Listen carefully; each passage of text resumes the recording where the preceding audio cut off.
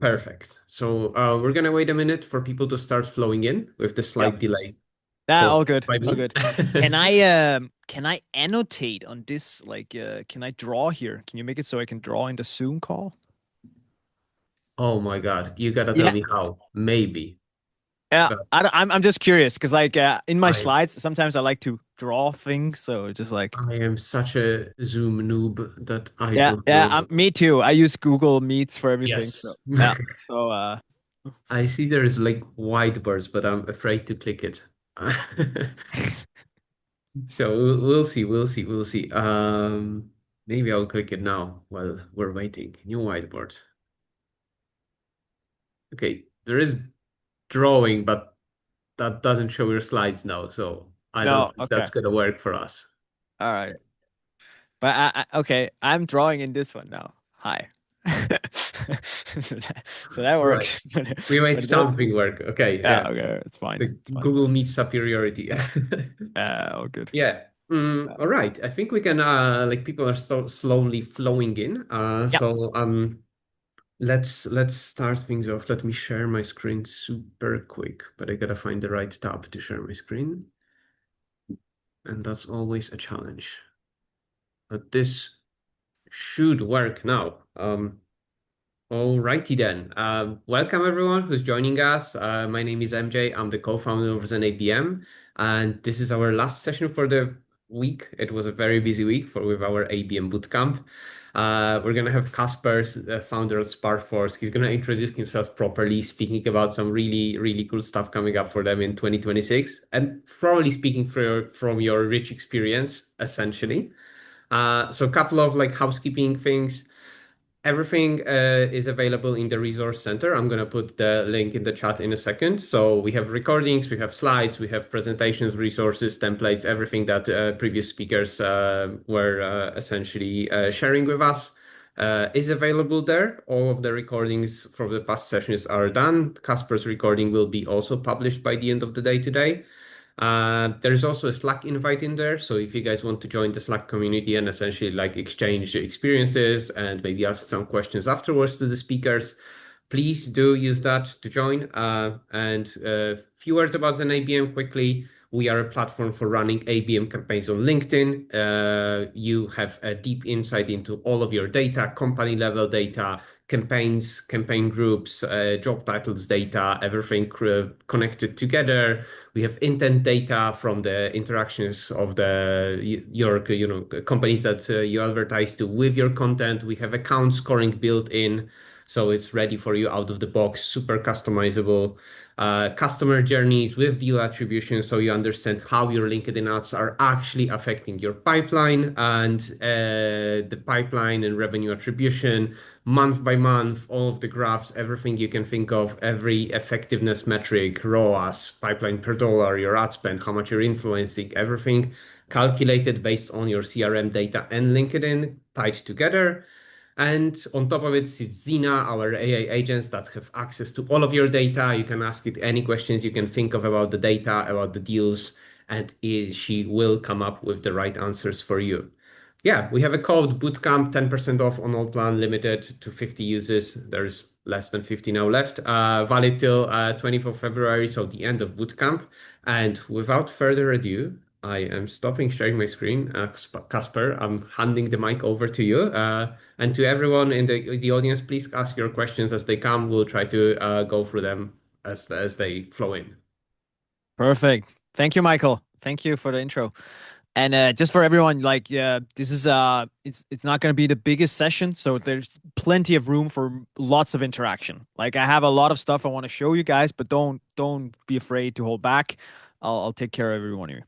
All right, cool. I will share my screen and then I'll introduce myself just briefly, and then we'll get cracking. So as I was kind of preparing for this today, I was thinking I had been watching like all the other boot camps. That's the benefit of being one of the last ones. So I was like, okay, I think I picked the right lane because like there's so many there's a lot of the people who've been talking are some of my biggest some of my people I know are friends, and some of them are just super cool and some I'm a big fan of, and they have a very technical there's been a lot of technical marketeers this week, and I'm a very technical marketeer myself, but this time I wanted to take a step back and say a little bit what are kind of like the ups and downs of what needs to be going on with ABM these days. So that's what I'm going to do. Now, I don't actually have an intro slide because I've stopped doing those because I don't fundamentally believe we should spend too much time on introing me. Just very briefly for you, I'm Casper. I started a company called SparkForce 3 years ago. We're a B2B SaaS agency. We help SaaS companies, Templify, TrackUnit, Planful, stuff like that, all across the world.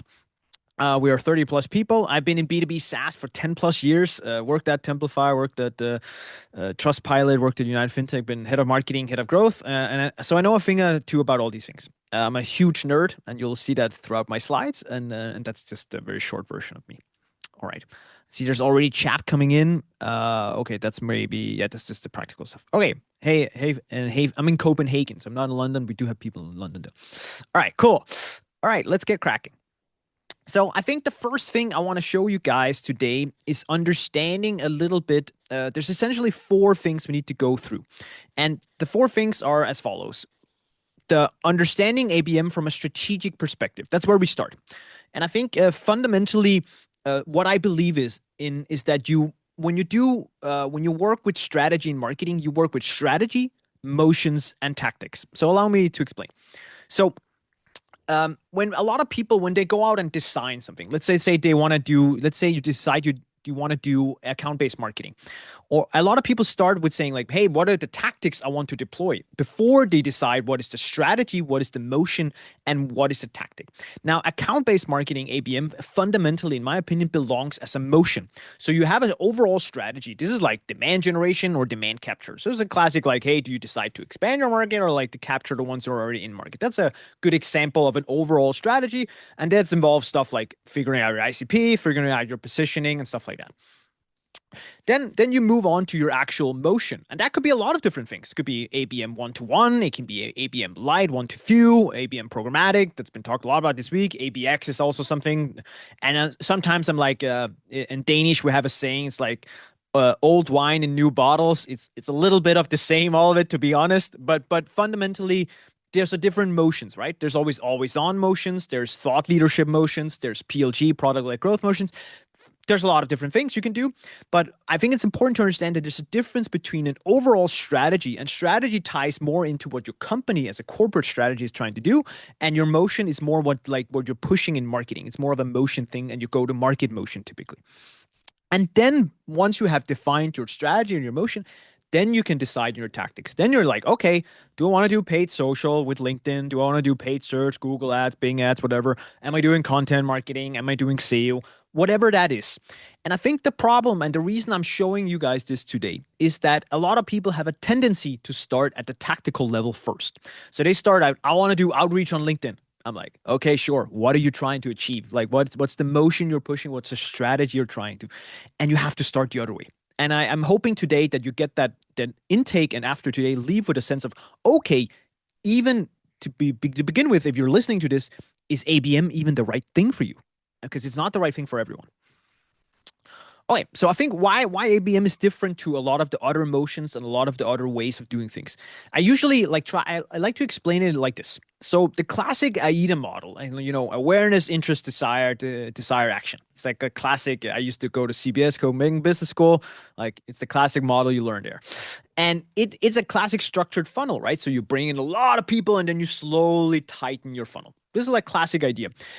ABM doesn't really work like that. If you work with the programmatic side of ABM, which a lot of people have talked about this week, all for it, then maybe you could argue that's the case. But fundamentally, when you do stuff like one-to-one and one-to-few, I'll get into what it is in a second, but then it's actually not that way, because here it's more about the hyper targeting and then measuring getting the right eyeballs and then really making them love. It's a more full funnel approach, because you have to take someone who's technically never heard of you as a person all the way down, and you have to do all of that within one motion. So you can technically say you do both demand and demand gen and demand capture in one motion, but technically that's where ABM is different because there's also multiple stakeholders that you need to pull into accounts, or it's more account focused. So I think the first question you need to ask, I see there was maybe a question. Let me see if I can catch that in chat. All wine and new balls. Thank you. Yeah, there's a lot of I, that at I, the I moment. will Yeah. be interrupting you when the question comes in, Okay, so perfect. I'll keep All an right, eye on cool. it.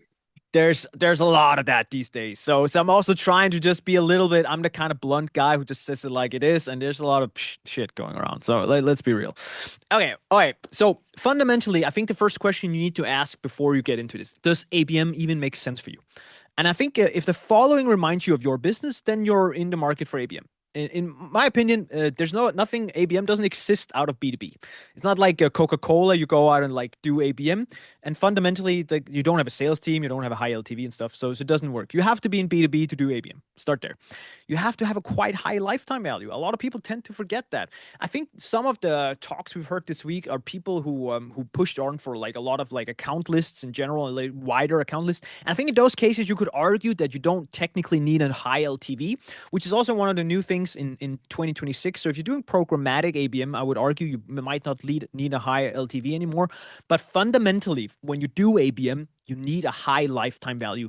And you can say it in other words, and I have a beautiful model I'll show in a sec, but your accounts need to be worth it. Like you need to they need to be worth it. If you land an account and you only make $1,000, it's not going to be worth it. So typically my like golden rule of thumb, if your account is worth less than $50,000 in annual recurring revenue, then it's not worth even talking about from an ABM perspective. So it has to be worth more than that. Your sales cycle is typically quite sophisticated and can take a while. Not a definitive must, doesn't have to be the way, but typically that's what I see. Now, I've helped more than 100 B2B SaaS companies over the time now, and like most of them that do ABM, well, they have sales teams and they have complicated and long journeys. Now, the whole reason behind ABM is that we speeden those up, right? So don't get me wrong, that's what we're trying to do. But typically when you come in and like you're looking at your sales structure, well, it's sophisticated and it takes a while. You have a pretty good idea of your ideal customer profile. Like at the end of the day, and we're also going to talk about this, it's been talked a lot about this week, but you need to be able to generate a list of saying, these are the kind of companies and profiles I would like to land. So that means fundamentally you need to already understand what it is kind of companies you want to. So typically when you go out and let's say for fun, you just launched your product for the first time, like you're a two-man startup, you don't really know who it's for. Well, probably most likely you don't know your ICP that well yet. And then ABM becomes much more of a Hail Mary play than it has to be. And as it kind of maybe comes natural, you kind of need to have a sales team. Like ABM is the motion, in my opinion, that requires the most collaboration with sales. Now, marketing in general requires a lot of alignment and work with sales. But if you want to do ABM right, you really need to have a sales team and you need to work with them. You need to love working with your sales team. Okay, so the three types of ABM. Now, this is a classic way of saying it.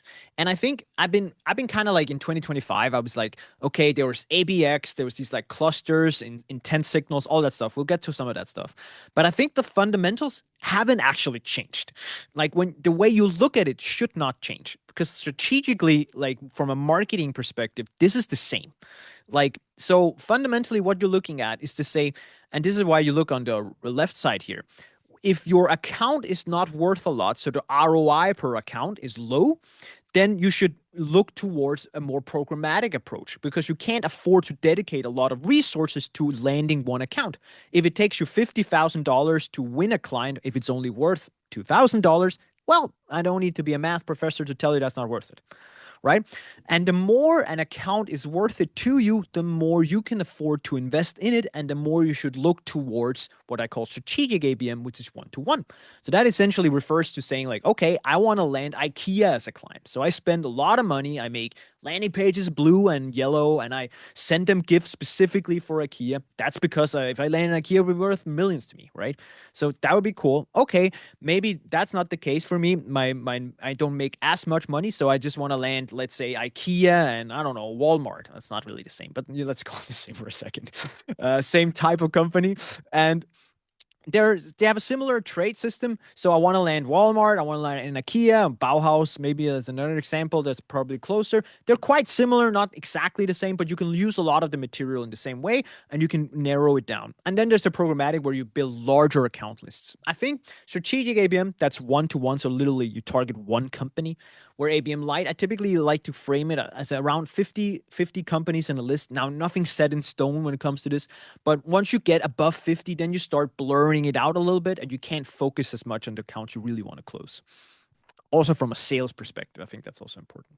And then the programmatic, and technically, like as you've seen some of these weeks, people go very high on these lists. And I would sometimes argue that programmatic doesn't even belong as an ABM play, to be completely honest. But that's more my take. All right.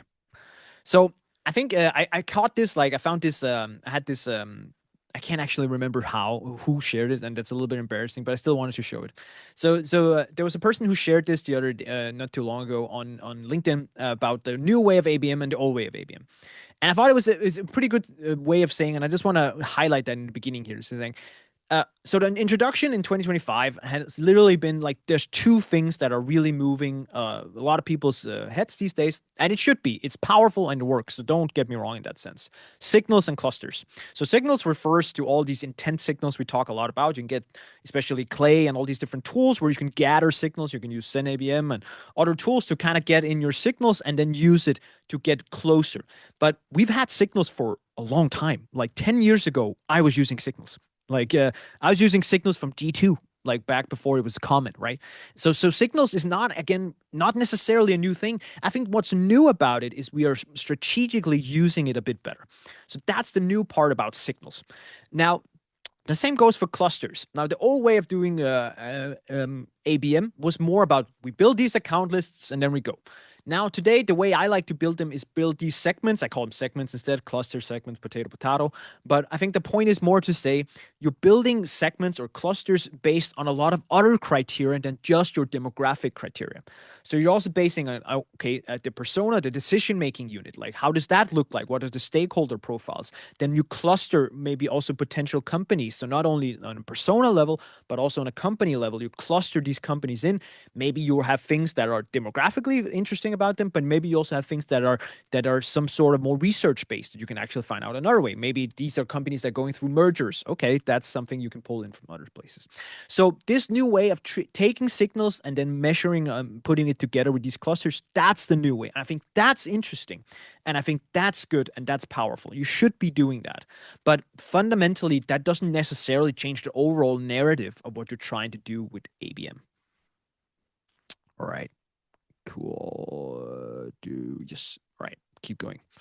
All right. So I made you guys a framework, a classic framework. 4 things you need to do proper ABM or to get started with ABM as well. And so the first thing you need to do is identify your ICP, DMU, and your messaging pillars. So ICP, ideal customer profile, DMU, decision making unit, and messaging pillars, like how do you message? So you start with ICP. Who's your best customer? Like, what are the segments you will do? Like, at the end of the day, we need to build an account list. We'll get to that. Then you define what you would call your decision-making unit. Like, what are those people who are part of making the decision in that organization? If it's one-to-one, if it's like broader, there's gatekeepers, there's multiple different people.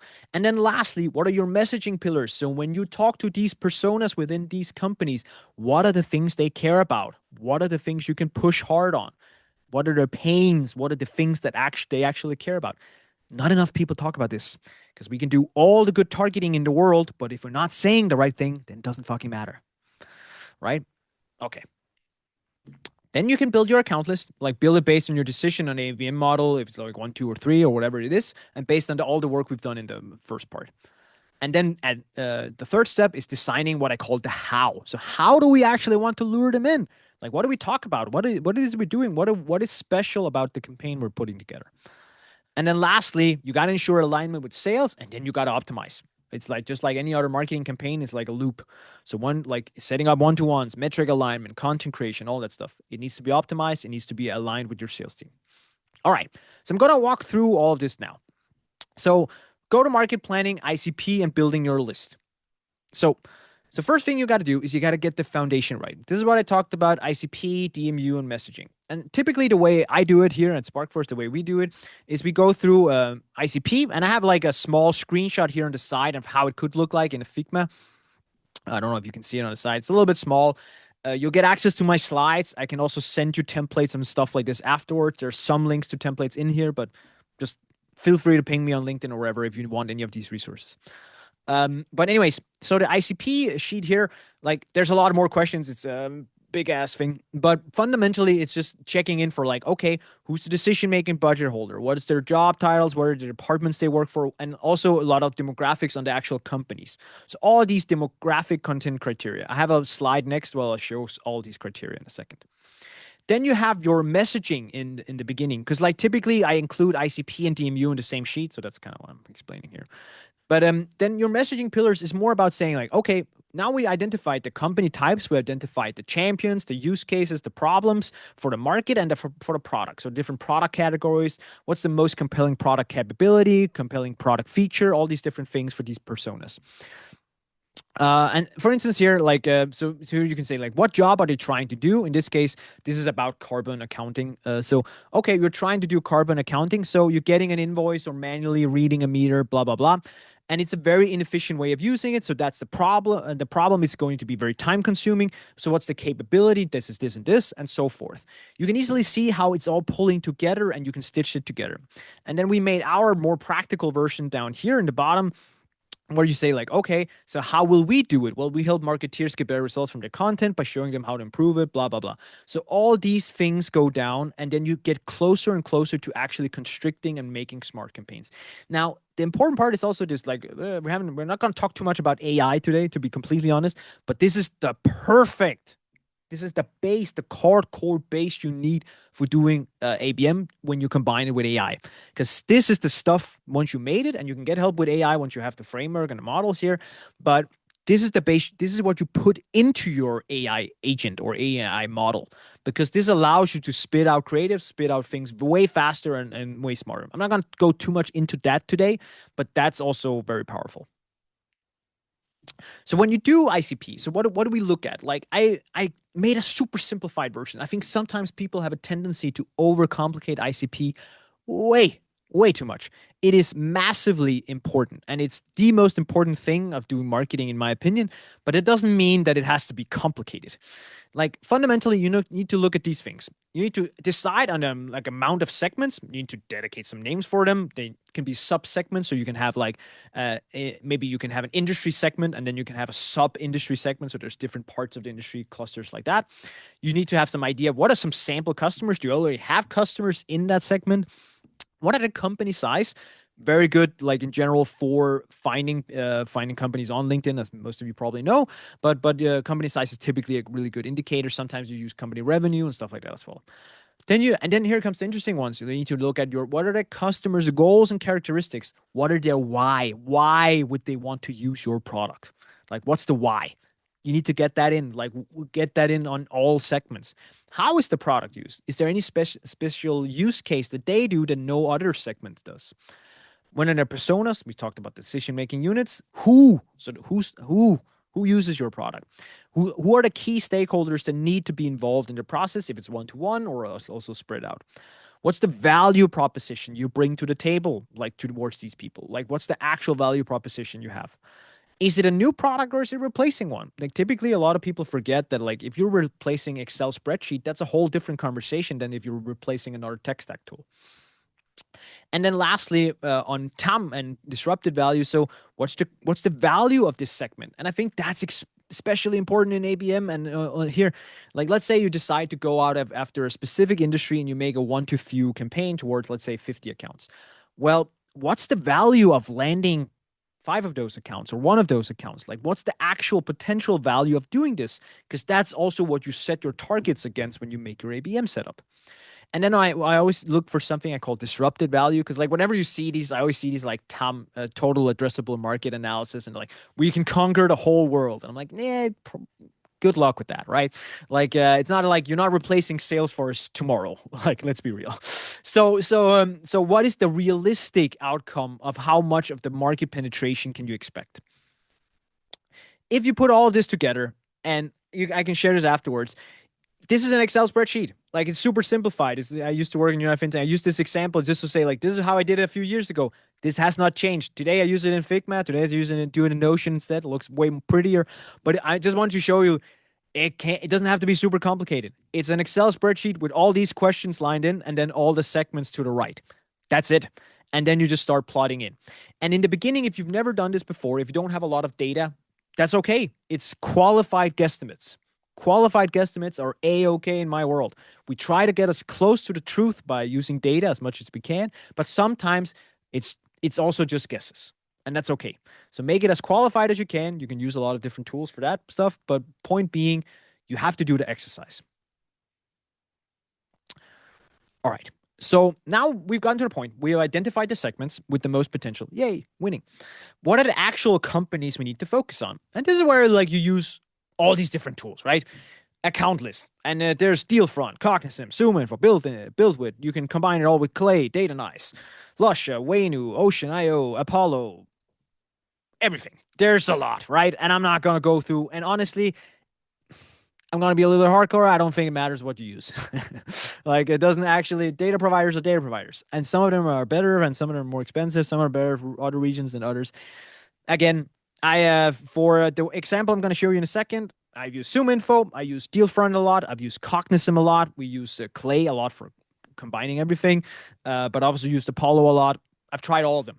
And yes, there are differences, but it doesn't matter too much in my opinion. There's one question about the spreadsheet you just showed. Apparently, it made an impression. Will you be able to share it afterwards? Yes, I will share the template. Absolutely. Okay, cool. Yeah. All right. If after all of this, you should be able to get some sort of list. Like this could look like this. Like you have a big fat company list. You have some phone numbers, some websites. Typically, you also have some account lists like with actual contact reps on it, right? It doesn't really matter, and it doesn't matter how it looks. The fundamental is you need to get to a list of companies that fit your ICP criteria that you set up. So a few mistakes to avoid in this process here. Don't overdo it. Be specific. It's way, way, way better to start small and then expand than the other way around. A lot of people like are too afraid to go too narrow. Narrow is good in this process. Like I was helping this company. I'm not gonna say it out loud because I love them, but they made a little bit of a mistake in the beginning. So when they did their ICP, they were like, Casper, we've done our ICP work, and they showed it to me, and there were 27 segments, and they're like, we want to go after all of these 27. I was like, no fucking way, folks. Like we're not going after 27 segments. Like we need to narrow it down. So what are we narrowing down? 2 or 3, right? Like, and don't, again, everything's contextual, but point being is don't, you're trying ABM as a holistic, as a mindset is a narrowing down exercise. So this is not the time to be afraid of narrowing down. You can always say, okay, we'll add this industry or we'll add this little bracket and expand it a little bit, but don't be afraid of narrowing down. There is Everybody. one question Yeah, go for it. regarding the data providers, which Yes. actually is interesting because the thesis in the question is that they are a kind of set up for the US. Is there a Yeah. difference for the data providers if you're thinking about like Nordics, EMEA, Asia, or DACH, like any specific ones that would be better for these other markets than the US? Great question. So ZoomInfo is great for the US. In my opinion, Cognizant is by far the superior one when it comes to the EU, and the Nordics are strong with Waynu and Lusha as well. So those are the kind of like those are the differences. But the big pillars, if you would say so, I would say ZoomInfo focus on US, also by far the most expensive one. So not accessible necessarily to everyone. I've used Cognizant. We've used that a lot in SparkForce, and that's really good with European data. Doesn't mean it doesn't have US data, but you'll find a better hit rate with Cognizant in Europe than otherwise. And then there's some other cheaper options like Ocean, Venu, Lusha. Good. I don't find the quality to be as good. Now, these days we actually use Apollo because price differences and stuff. And we found that the data quality was actually really good in Europe as well. But again, I would not trust what I'm saying right now, to be completely honest, because it's so contextual in who you are and your company and what you need. So what you typically can do, in my opinion, is take some of these. This should be your short list of the ones you should evaluate. If you're extremely focused on Europe, then go with the ones I talked with and talk to them first. If you're focused on US, you definitely need to have ZoomInfo in the conversation, no matter if you're like against them or for whatever business reasons. But that's what I would do. There are two other questions coming in. Yeah. One is, what would you say is the ideal segment for this programmatic slash light pilots? So ideal For the segment. ABM light, you mentioned like roughly 50 Size, yeah, accounts? roughly 50 companies. Roughly 50. Like as I said, nothing set in stone, but I would say once you go above 50, then you kind of lose the narrowing down focus and everything becomes not as focused. So it's also at the end of the day, it's also a budget thing, right? Like if you don't have budget to actually go hardcore, invest a lot of resources in all those 50, sending them stuff, like physically stuff, inviting them for dinners, having sales follow up on them, you lose a lot of that focus once you go above. It's not like I'm killing you if you have 60 in your account list. It's okay. But fundamentally, you should aim for one to few is around 50. Someone got a recommendation of Puprio for Japan. I actually haven't done too much in Japan. Like we're trying to do some stuff right now with one of our clients doing ABM, but it's a completely different ballgame. There's almost no one using LinkedIn. So as an example, you have to use a lot of different channels, which is totally fine. This is also a thing. There's a lot of talk about LinkedIn, but there's definitely other ways to do it. Yes, I have been using Apollo. I know it's getting a lot of heat on LinkedIn these days, but I have. There is another question Yeah, in the Q&A. I read that it's better to get a broad account list and then narrow it down versus building a narrow list from the start because you lose good accounts. Is that the right way to think about this according to you? I don't think it matters. Yeah, it's a good question, but fundamentally, I don't think it matters. As long as you end up in the right place, like I think you can do both approaches and then end up with good results. I haven't seen it matter in my opinion, to be honest. I think it's a great question, by the way. I don't know who asked it, but really good one. Yeah. Anonymous attendee. All right. Okay. Cool. No, this is good. Really good. Thank you for all the questions, folks. Really appreciate it. Please keep it coming. All right. So once you've done this, like you take your uploaded list and then you start tracking your progress. I use HubSpot. Most of our clients use HubSpot.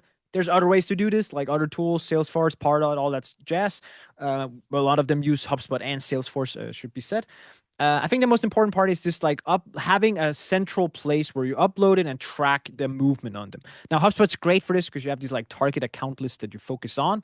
But also one of the things you can also do that we've done, and we do it is actually as an example for SparkForce ourselves, is to track the difference between what we call tier A, B, and C accounts, and then we track the difference between them, like what are the values attached to them and how are they progressing across, right?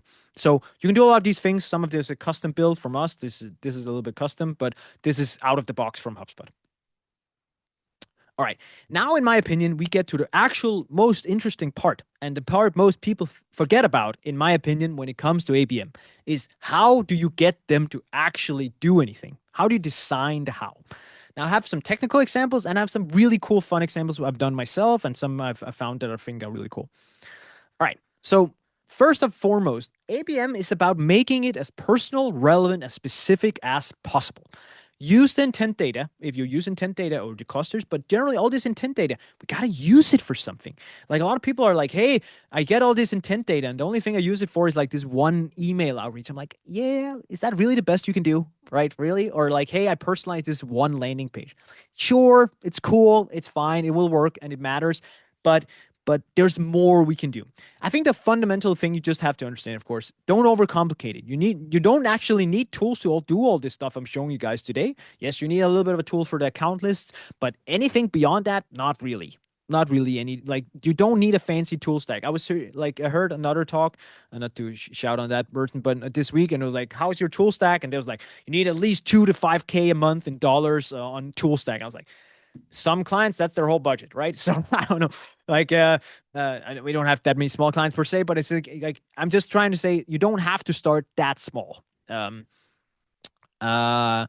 you can tell me what points you consider while building an account list, yeah, I think I listed all of that in the ICP segment. You have to be able to answer all of these ICP questions when you build your account list. So that's all the things you take into, that's your criteria. All right. So I've gathered, I think I've gathered 7 good examples for you here of how I have done historically designed house. So one of the things I call this my compelling events. So this is one of my favorite ones, and many people don't do it. You can use it with intent signals. You can also just do it manually, but up to you.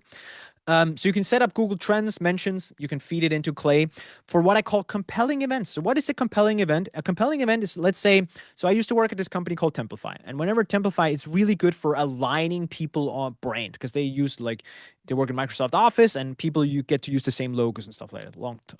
So for them, it means whenever people go through a merger, a fusion, or they go through a rebranding process, or they're sometimes the Forbes have these like, hey, congrats on your biggest brand reports. Those are all things I call compelling events because these are the things that say, hey, you're doing really well. You would do way better with Templify, or hey, you really need Templify because right now you're going for a fusion. You need to align two brands. That's what Templify is really good at, as an example.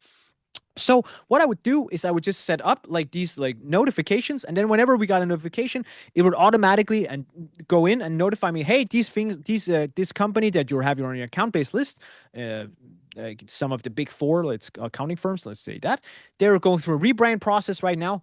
Boom. Okay, cool. I would fire it automatically in and make some ads that talk specifically about rebranding processes, right? So these are the kind of signals you can use, and you can set it up manually. You can also do it way more sophisticated than that. But just to use that as a thing, that worked really, really well because you get so close to them because they're like, oh yeah, it's right. We're actually going through a rebrand right now. It feels extremely personal. And sometimes like, we did this campaign where like, we congratulate them on being these Forbes reports. I'm like, how do you guys know we're in a Forbes report, right? It feels a little bit creepy, not in that way too creepy, but it was really good. And the ads and the landing page, all of it talked to it. We personalized it. So compelling events are awesome. Then you can utilize your knowledge about it. Some other people also talked about this week. Again, doesn't have to be super sophisticated. What I've used before is using these data providers like Apollo, like Cognizant, and so forth. They typically have insights on stuff like technology stack. So, like, hey, are they using template? Like, are they using Salesforce? Are they using HubSpot? Like, whatever tool it is, like tech stack. And sometimes you can take the fact that they're using a specific tool and use it to your advantage. So, what I've done historically is say, for instance, with this one here, Templify has a really good integration with Salesforce. It works really, really well because then you can automate some contract automations and stuff like that. So what we did was like, okay, we just pulled in everyone who was their ICP within the ABM list who was also using Salesforce. And then we made specific ads that talked about the fact that they were using Salesforce and how Templify worked around it. And it worked super well. Gave us one of the lowest cost per leads ever, despite being an ABM light focused campaign. Super cool. Another example, it's kind of like the same vein. That's why I call it 2.5. We have If you one long question. I'm going to read it. If you're starting with a relatively cold list and the person knows it's not ideal, at what stage would you start with high personalization for like tier one? So like direct main, super personalized landing pages. Would you start them with awareness ads and wait until they reach some engagement criteria to see who's worth the effort to go straight in for that, for the account like you really want? So if you're doing ABM one to few, this sounds like a one to few as far as I read it. Because if it's one to one, you just do day one. Like that's how you do it, right? So you start personalizing day one. You don't have to warm up. That's how you do it. But if you do one to few, then I would start. Then I would definitely look for signals. And the signals I would look for are typically engagement reports, just seeing like who are the accounts that are engaging. If you're using LinkedIn, that's the valid data point you need. So I typically say that the warm up period depends on budget, company size, and in general the audience, right? So those are the kind of three things you're looking for. You want to reach a good frequency, and you want to reach a good audience penetration. So your audience penetration should be approximately 40%, and your frequency should be between 4 and 6. That means how many times people have seen your ads and how much the 40% is referring to how much you penetrated that like segment. So that's essentially once you see that, then that should be enough for them to pull downwards in your targeting funnel, so down in your funnel. And if they don't manage to do that, then means that your ads or like your how is not strong enough. So that's essentially the criteria I would look for. I hope that answered that question a little bit. I think it did. I'm just gonna, I have to plug it in that ZenABM does exactly this, so you can build the stage and understand when the company reaches like engaged and interested stage based on the either anything that happens in your HubSpot or specific like LinkedIn Exactly. metrics that they hit like clicks, engagements, maybe they see enough views essentially, and that means that you understand that you are in their mind now. So yeah. Exactly. And I think it's a great example of saying like you can do this with a tool like this where you go more really sophisticated, and but you can also just look at LinkedIn, right? Sometimes and get this manually. So it depends a little bit on your appetite and how sophisticated you want to make it, right? I think it's a great point, Michael. Yep. So this I can't take credit for this one, but just wanted to show you guys because I think this is one of the best examples I've seen of really hardcore one-to-one ABM. So this was back in the day when someone called Gum they tried to land T-Mobile as a client, and they knew at that time that the CEO John Laguerre, he was a huge comic fan, huge Batman fan. So essentially, what they did, they commissioned and published a comic book with Laguerre cast as the Batman-esque superhero T-Man who saves the city from bad cell phone service with the help of his sidekick, Gums. And surprise, he wrote about it on Twitter and was like, I fucking loved it. And they ended up signing with them, right? This is what I talk about when I say personalization. This is when you go all in. Of course, massive deal. I don't know the actual value of this deal, but it must have been worth fortune for them because it's a big resource cost to do. But this is what I'm talking about. Like sometimes we forget we're marketeers. It's all about account lists and stuff. Like I just need to win this one big deal for everything to be worth it. Then go after it, right? Here's another example. This is actually some of the stuff we've done ourselves here. Here's a company we've been working with called Security Bridge, and they're trying to land a lot of these big clients. And I just wanted to show an example here. So here we're trying to land Puma, like everyone knows Puma. And I took a screenshot. I had to blur out a few details, so sorry about that. But this is from Dream Data. Now, and we've been using DreamNet a lot, a super cool tool as well. And here you can see all the different touch points, right? And it's also good for having tools like ZenABM, like Dream Data, like Fippler, or something similar, Hockey Stack even, for especially when you do ABM. Because like, let's be real, for most ABM, especially if you do one-to-one or one-to-few and not the programmatic approach, it's not a massive lead thing. Like, it's not like you're going to be flooding in leads or flooding in signups because there's like, in this case, there's a few people we want the signups from, and if they don't sign up, it's gonna look bad. But it doesn't mean when it's not working. It doesn't mean we're not pulling them towards what we want to do. So here we created like ads that specifically used parts of their logo. So there's a little bit of a legal thing, so you got to be a little bit careful. But but using their logo, using them, personalizing it as much as possible as we can, and also having landing pages to talk about. And then you can see, then we just hammer them. And then you can't see it here, but one of the things I blurred out is that the signups did happen then, and they have now officially. I think they're just about to close them, but it hasn't officially signed yet. But it's probably getting there. So if anyone from Puma is listening, please sign. But point being is this is super cool, right?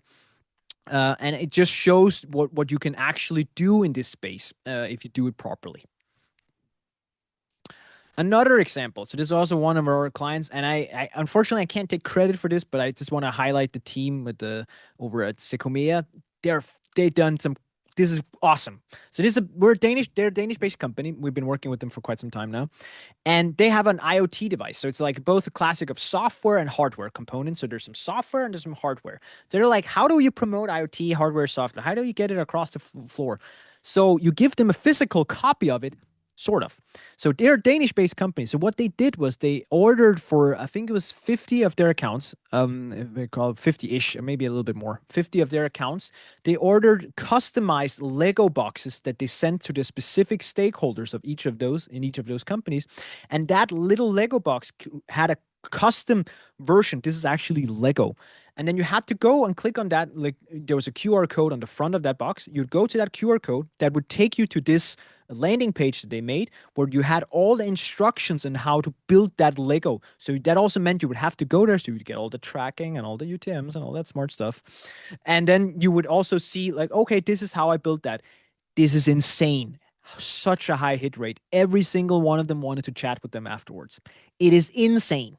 Like there's a few of them that haven't responded, but all the ones they gotten a hold of, they're like, I love this, never seen anything like it. Amazing. I'm a massive fan of stuff like this. And you're like, okay, how do you do this? This is not expensive. Like if you think about like again, your account has to be worth it because like each Lego custom box is a little bit expensive. You have to figure out how to send it. You can use Sendoso and stuff like that. But point being is this is unique. This is what penetrates the wall of blurry AI generic ads these days. This is the stuff that also really moves the needle. All right. And then as an example, just to say, like, we do the same for SparkForce. So we've just launched our own. I can't tell you the results yet, but how do you promote a B2B SaaS agency like SparkForce? Well, you tell people you help them build their unicorn. So we've sent unicorns to all our target account lists. And if they build it, well, then they're building a unicorn together with us, right? See the fun. I'm making jokes here, but it works really well. So Point being is this is the stuff you can also do. Like, so be super personal, super narrow. I recommend events.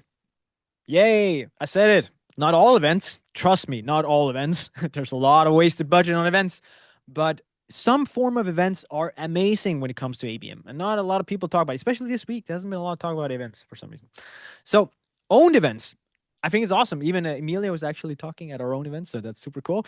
But so having our own, we did our own event back in end of October last year. Growthoria invited 120 from our account list. We got a bunch of, like, we took our account list and tried to get all of them. Some of them we gave a little bit of discount, some of them we even get free to get to come to our conference. So we were, our goal was just like, we didn't really want to lose money, but we see it as an ABM investment.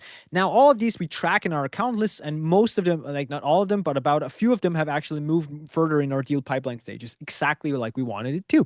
So owned events really works. You have to track it properly. You have to be super focused. What I don't think works is having a booth, like in most cases. If you do booths, like join all other people's events, it doesn't really feel the same. Own events is a massive investment, massive resource requirements. It's not for everyone, but I can just tell you, if you do it, it's definitely worth it.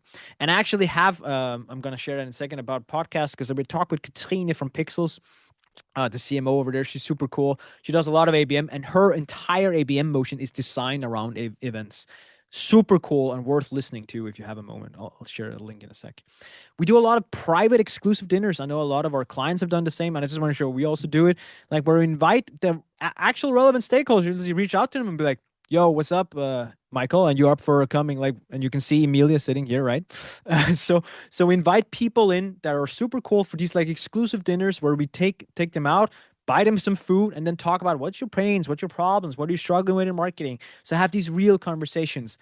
That stuff also works. And when you think about it, like at least this part here, the exclusive dinners, that's a cheap version, like to get some stuff done. Like that's not really how it doesn't cost a lot.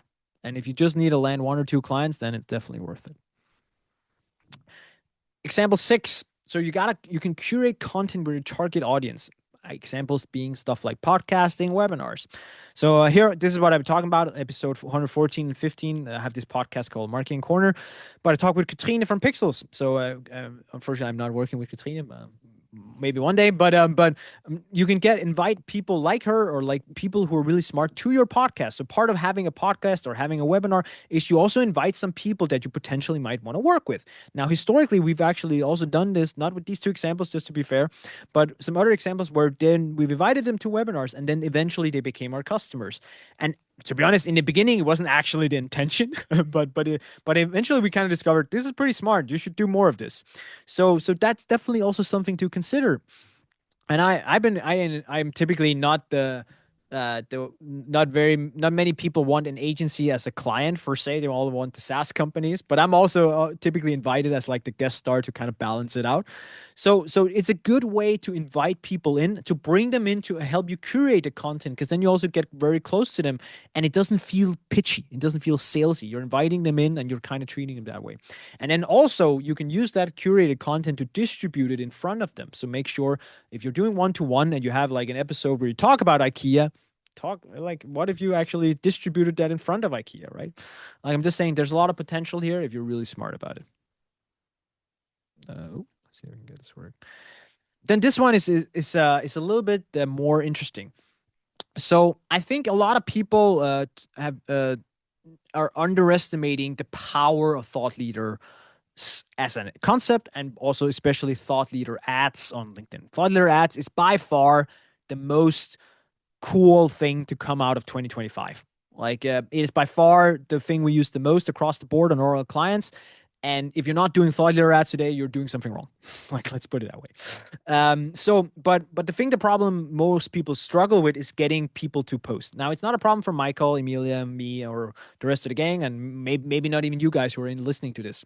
The problem is getting the right stakeholders internally to do this.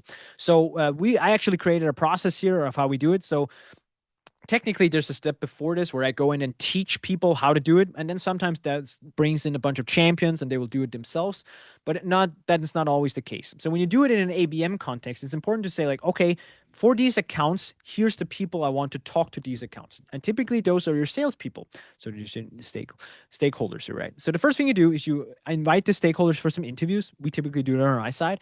Then we transcribe and write those, like we transcribe the interviews, and based on that, we create 5 to 15 posts based on, use AI a lot for this to gather their tone of voice and their tonality and how they operate in general. Then we pass it over to stakeholders. So they only have to say like, hey, I like this, I don't like this, please change this, please change this. So we help them to do it. And then we can do it with tools, but most of the time we let them post it themselves. Like, hey, please go ahead. Sometimes we hook them up with HubSpot, hook them up with our tools. So we post on their behalf. But most of the time we get them to post themselves. And then we go from the back end and then sponsor their ads in front of these ABM, in this case, these different motion account lists. That works really, really well. Like really, really good. This is a simple process for when people don't really post themselves, and then we make sure it gets done. You should do that. You should do that. You can do it with someone like us, but you can also do it yourself. It's not complicated or anything. This is exactly how it looks like. So here's the recording. It can be either we have a studio, that's where I'm standing today, but it can also be virtual using a tool called, we use Riverside for it. There's a bunch of other tools, doesn't have to be Riverside necessarily. And then you go in and you edit this, and then after that you get a transcript, and then you can actually use that for your different posts and also use that for the video side. So you also get some transcripts out of it for the interview part. Super powerful. I will just add one thing here that we did this benchmark report for like a Yeah. lot of anonymized data from our users, and TLAs like blow everything out of water. So I like side with my both hands. If you're not doing TLAs but you're doing ads, then that's wrong. Just do the Yeah, TLA. exactly. Yeah, Just you do really that. need to get on it. It's just there's no discussion anymore, right? Yep. Yeah. All right. So now we've reached the final part of our framework. So now we kind of designed or have it, you at least should be inspired to have some ideas of what you want to do like in 2026, and all of these things still work, and all of these things are some of the best things that heading into 2026. Now, how do you align with your sales department? Now, I think first things first is we gotta be sure we're dedicating the right resources. And the classic approach with ABM is to have your outbound department and then you have your inbound department. So in this case, marketing people, and they're kind of separated. Like they kind of like have like they're siloed and they don't really work together. Well, what I suggest is essentially, and it's not like you can say it's almost like me doing a old wine and new bottles kind of thing again, but essentially I call it account development representatives. So essentially the main difference here is understanding that you dedicate your outbound reps to specifically handling and working on these accounts. I think that's the main takeaway you need to take away from this. Because a lot of people, they kind of, when they set up their ABM programs, they have their outbound departments and then like tell this outbound rep, hey, by the way, can you also just like have really just focus on these 10 accounts? They're really special, but also focus on the 200 others you got over here. No, no, no, no, no. Separated. Someone focuses on the wider scheme of things and someone focuses hardcore on the big fish. Because then they go to big fish events. Then they like, let's say you want to land KPMG. You talk to all the different regional KPMG offices. You get all the stakeholders. You really cultivate it. That is so much more work than just booking one meeting with a SaaS vendor or whatever it is, right? It's a different animal. So you got to treat it differently. And I don't think a lot of people do that. It also requires a lot of different resources. One And question then came in. Any it's advice for convincing shy stakeholders and C-suite to participate in TLAs? so it's a great question, and I honestly I get and not necessarily the question, but I get it a lot. I've meet it a lot. I think the main thing you can do is the first thing I do is I always teach them. So I actually teach the entire organization. So we have. As an example, we had a client the other day. There are 500 people, so I had a virtual call where I was teaching 500 people how to do this. Funded the whole company for 1.5 hours, just talking like this is how you do social selling. So like essentially what it is, right? So how to structure a post, how to do about it. So you kind of lead them the way. But most of the time, when you do start teaching first, so you show them the way. You can either do that again yourself or have someone else external help you or whatever. But you show them the way first. So tell them this is what you need to do. Like this is how you do it. Then you also set them up for success, because then you have a few of the people in that 500 organization that are going to be your champions, and those are going to be like the ones that do it automatically because they can't stop. They just want to do it. So they do it no matter what, even if you told them not to.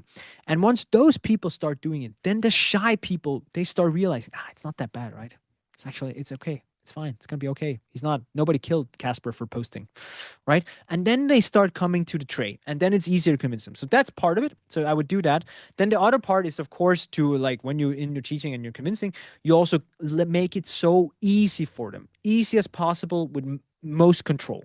So you do that process I showed before, where you like, hey, I'm gonna do all these things, especially the interview process. That's the best because if you force people to write, a lot of people are like, I don't have time, and like they might not be good writers. But if you take that anxiety away from them, then it becomes easier. But there's like in my teaching, I always tell like I've never had a bad experience with it. All that stuff. Look what I built, like a whole company. A lot of stuff is based around all the stuff I've done here.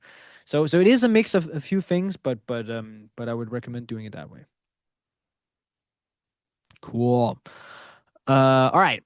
Divide and conquer. So a few things you need to do together with your sales team. Well, together you need to pick your accounts based on your ICP and based on your ABM model. You need to agree that these are the accounts you're focusing on. A lot of people forget to do this. Evaluate and optimize. These happen all the time. Ownership. By God, declare who owns what in your process. When this comes in, does marketing qualify it? Does sales qualify it? What happens? Does it need to be sent over here? Who needs to own it? Which part of the sales team? Which part of the marketing team? All that stuff. Decide ownership. Then there's a bunch of like different things. So ADRs need to connect with the relevant stakeholders who are responsible for all that part. You can help them with that stuff if you want to. They need to be the ones that do the email and call follow up. Again, you can automate some of it, but at some point they need to get to like get dirty, their hands dirty themselves, right? Respond to chat or intent activity or stuff like that. Feed them. Typically we feed these intent signals to them. So hey, your accounts, they're moving. These are the stuff. This is what's happening in your account. Well, you can help them automate a lot of it, but at some point they also need to do again some stuff themselves, right? Marketing, well, we need to do targeted ads, LinkedIn, Facebook, Meta, whatever. Doesn't really matter. Typically, it's a lot of LinkedIn. Let's be real. Like LinkedIn is by far the most used platform for this. So if you're doing Japan stuff, it's a little bit harder to do this. I'm not gonna lie, but technically ABM is not reduced to just being one channel. It can be multiple channels. It's more a strategic approach, but LinkedIn is primarily your driver most of the time. Landing page setup, like either dynamic setup with IP targeting or just like custom manual build, like you gotta build some of that stuff, matters a lot. Blog posts, industry pages, all that material asset creation in general, webinars, podcasts, all that stuff that comes from your marketing department. Events, setting up the breakfast meetings, sales can help, like ADRs can help invite the people and get them to the table, but you have to create the conditions for them to do that.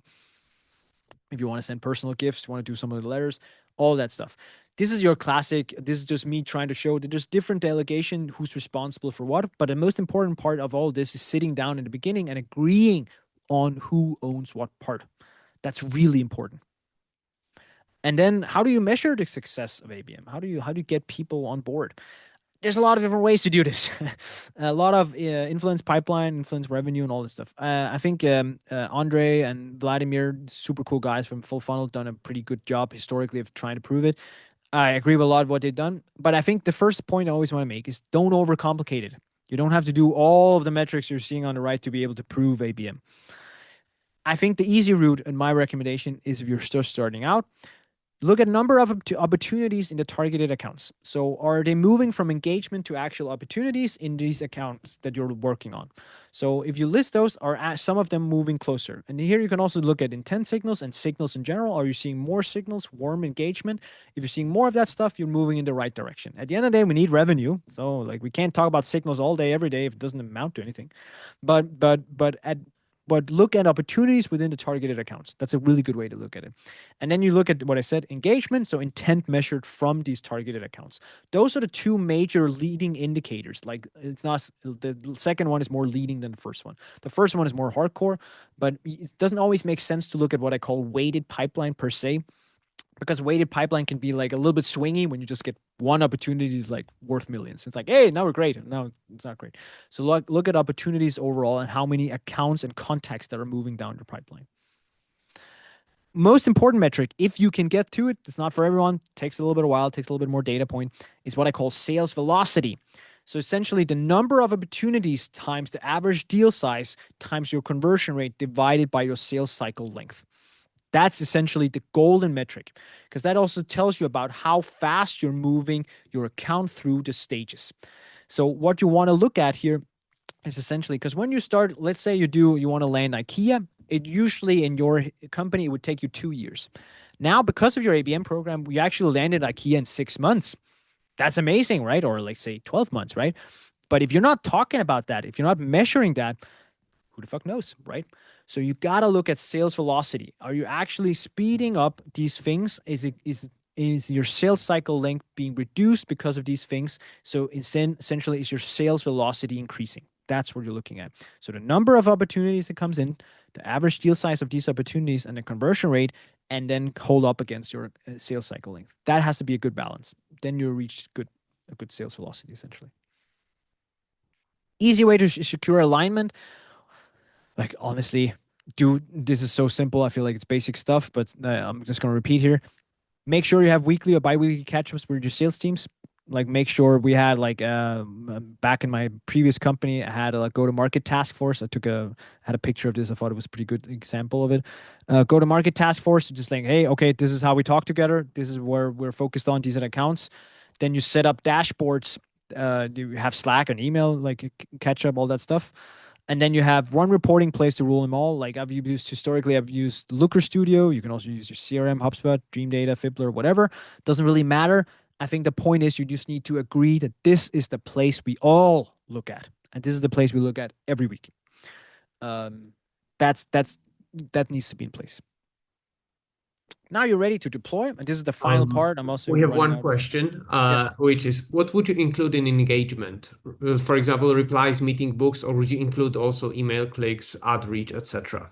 I would also include those things. I would also outreach and all those things. I would include all the engagement metrics and then would score them differently. So you score them differently on the value of them, right? Because like I think one of the things I see the most happen is people treat things the same, and I'm really also like, so let's say you do a blast. There's been a lot of outreach blasts like this week, outreach blasts. And outreach is great, but like let's say I send you 100 emails and you open all of them. That doesn't necessarily mean I want to buy from you because I haven't actually responded to you. I haven't done anything. So you got to make sure you're scoring these things. I'm not talking about scoring too much today, and a lot of people can do that too. But fundamentally, you need to value these different things the right way. Now, the real value, of course, happens when they become opportunities, when they actually become hand racers. That's what you're looking for. Everything else is kind of blur. Now, these everything else is leading indicators, and then there's scoring different leading indicators based on your funnel stages. A good example is also to say typically when I run demand gen, and not run ABM, but run demand gen, a little bit wider stuff, I look at leading indicators such as direct traffic, brand searches, and key page views, right? So like, are we getting more people who search for our brand? Are we getting more people who go directly to our website? More people who look at our pricing page. Those are all leading indicators. It's not driving my revenue. It's not because I can say but I can see there's a correlation between those numbers going up and then more pipeline also coming out after. And it's the same principle here. So if there's the right people from the right accounts, if they're seeing our ads, if they're clicking on our ads, if they have high frequency, if there's high audience penetration in those, if all that stuff is happening, if they're also looking at our emails, opening our emails, maybe even clicking on them, that's also indicators that they are coming closer. That doesn't mean necessarily that they are opportunities, but that's what you look at in the beginning. And eventually you transition into looking at hardcore, sign up for webinars, sign up for more concrete things, and then eventually sign up for demos and stuff like that. All right, time for deployment. So I think this is the part where I wanted to draw a little bit, Michael, but I'm gonna do it without. So we'll make it. We'll try to draw for you folks. But in the end of the day, there's a lot of stuff you can do when you talks about like these different tactical elements. I think the way you look at it is there's short-term and long-term ROI, and then there's what I call sustainability. If you look at it from that scale, sustainability is more like a scale thing, like how fast you can go.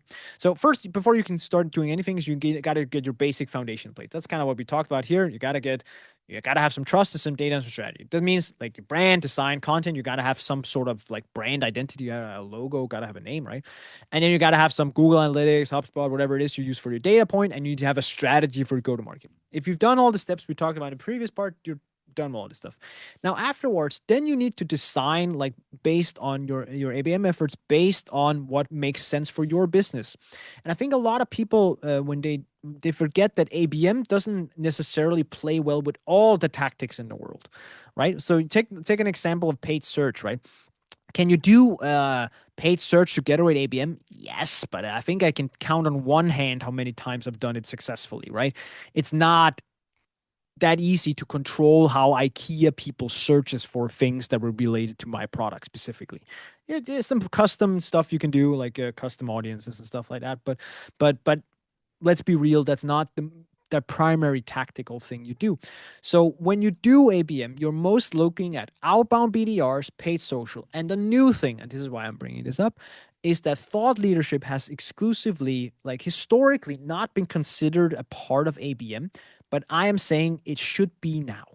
So outbound, paid social, and thought leadership, which is a long-term ROI, which is a scalable thing that usually takes a long time. But because you have now thought leader ads from LinkedIn as an example, and you also can do events, and PR also plays a part in organic search with the AI, LLMs, and stuff like that working, then you can bring these things closer together and include them in your ABM strategy. And I wanted to draw a big circle around this, but that's what I'm imagine me doing that now. But that's essentially what we're looking at, and that's how you want to do things. Now, I have a huge framework for all demand gen, ABM metrics. I actually have a webinar. You can catch it on a website where my buddy, one of our senior specialists, Matthias, and I talk through our demand gen framework. There's two versions because it's like long. So I'm only going to show this one slide. But fundamentally, your build up of your structure does not actually have to be that different from a normal campaign to an ABM campaign. Of course, what you're putting into it in terms of targeting, that's different. And it's also different. And the main differentiator typically is that when you're making the structure here, the audience will typically speaking, be smaller. Like if you're only targeting one company, even though there might be a lot of people in that company, then it's gonna be a lot of times smaller because of the amount of people who just use LinkedIn and so forth. And here I'm using LinkedIn as an example. But you still want to have, typically in an ABM structure, you want to have a two-folded structure. So you want to have a cold layer and you want to have a targeting layer. It's typically not big enough to have three-layered approach. Sometimes you can, but most of the time it's not. And in your cold layer, there are three things you're looking at. You're looking at what are the objectives you're trying to do. Here you're looking for two things. Looking for video views and engagements. Those are the two objectives you most likely want to use. And that, of course, depends on what you're doing. And then the format you're using are videos, which can also be used as TLAs, thought leader ads. You're looking at single image ads, again, also GIFs together with TLAs. And then you're looking at text ads. So technically spread out, it could be technically up to 4 different formats. So those are the kind of formats you're using. And the content talks a lot about pain and gains and results. Those are the top line things you want to talk about. You want to, and especially the pain and gain one, you really want to hit them where it hurts. Like talk about the things that hurt them, pique their interest. That's not different from all other marketing stuff. The difference, of course, is it can be way more narrow and way more personal. So using a lot of the stuff we talked about in the previous section in your content. Last lesson, last slide before we finish round this off today. Last lesson heading into 2026. Don't overthink it. Like I know there's a lot of fancy tools, a lot of fancy approaches, all that stuff. If you're just starting out, don't be afraid to start manual and then automate later. Figure out what is it that works and then you scale it from there. I know that's also how Emilia started doing ABM originally, right? Like you don't have to build the Ferrari, right? Start by doing a few things right. I think the most important thing, in my opinion, is getting the foundation right. And that's the ICP messaging, that part. Because if that's not in place, then you're not going to hit, like, doesn't matter how you're targeting or messaging or anything else is if you're not hitting the right people with the right stuff. So doing the hard work, internal alignment, clear your messaging, define your ICP, that's the thing you need to be doing in 2026. And I'm afraid, hate to say it, but most people are not doing this. You need to do it. So that's what you need to do, but don't overthink everything else. You'll get there. I'm out of time a little bit, but go ahead. If there's any more last questions, I can see like I read a stat that the fear of loss pain is 2.5 more of a driver for action than the thought of gain. So pick up the pain loss. Yeah, yes, absolutely. Great point. Like there's fear of loss is definitely a thing. I don't want to like I've found that fear of loss campaigns can be a little bit too much sometimes. So you have to have a good balance where it's like fear of loss is a good motivator, but if your campaign is only focusing on the fear of loss, it doesn't work as well as if you have a mix of things. That's kind of like it's a little bit anecdotal, so take it with a grain of salt when I say this, but that's at least my experience is that you want to mix it up a little bit. But I do agree fear of loss and pain is absolutely, especially the fear of loss part, is that definitely a driver. Cool. Awesome. Thank you so much for sharing all this knowledge with us. So the slides will be available Yes. and some of the resources. Yeah, we're gonna put it everything in the resource center on Notion, and Casper is also on our Slack channel. So if you have some questions coming in later or you're watching this on YouTube, then we can make it happen so your questions make its way to Casper. Yeah. Link for the LinkedIn is here. Yeah, and thank you so much, Casper. You're Thank you for welcome. everyone else who tuned in, and I will see a lot of you next week for the next sessions. Have a lovely weekend when you get there, Have a folks. lovely And weekend. you can always connect with me on LinkedIn. Just if there's any questions, any resources, just feel free to ping me. Happy to help in any way I can. Good luck. Awesome. Thank Bye. you. Thank Thank you. you for having me, Michael. Cheers.